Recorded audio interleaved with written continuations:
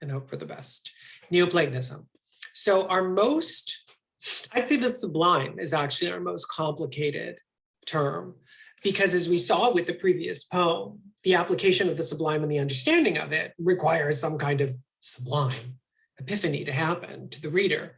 But when we look at Neoplatonism, we understand that it's a modern term, and it's used to designate a period of Platonic philosophy from roughly the Justinian age of 530 in the Common Era.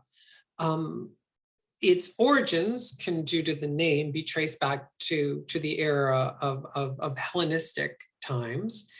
And in many ways, a thought of Gnosticism and a kind of Hermetic tradition, in other words, an attempt at organization.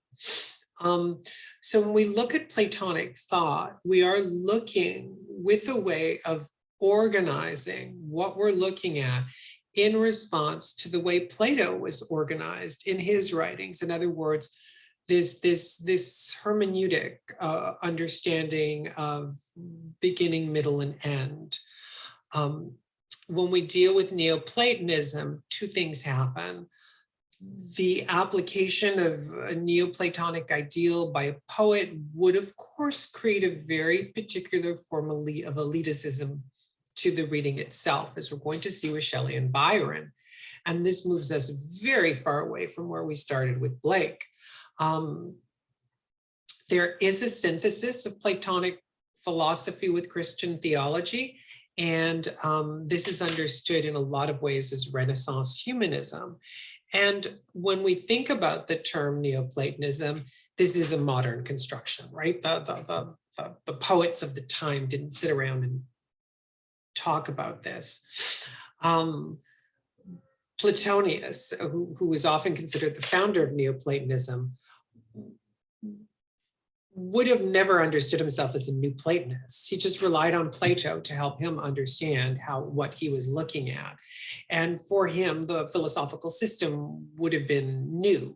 The struggle with proper interpretation is part of Neoplatonism, right? The desire to have a correct organization so that interpretation could actually take place. This is not seen in the poem we've just read, right? Coleridge's poem is not an example of Neoplatonism, but when we look at the next two poems, we're going to see if we can see a Platonic ideal, right? This attempt to organize and structure so we can follow a little more concretely.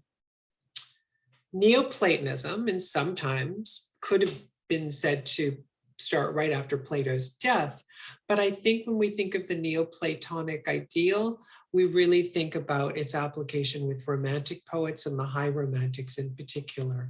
And we're going to see a movement away from the ethereal, almost psychotic spaces revealed to us in Coleridge to an understanding of the storyline of the poem with a clear beginning, middle, and end.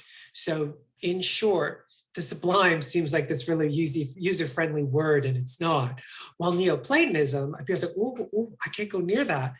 And it is actually easier to understand. It's an attempt to organize oneself on classical ideals and think about the way the classics are organized, beginning, middle, end. So hopefully that helped with a very basic understanding of Neoplatonism, and your PowerPoints will help reinforce that.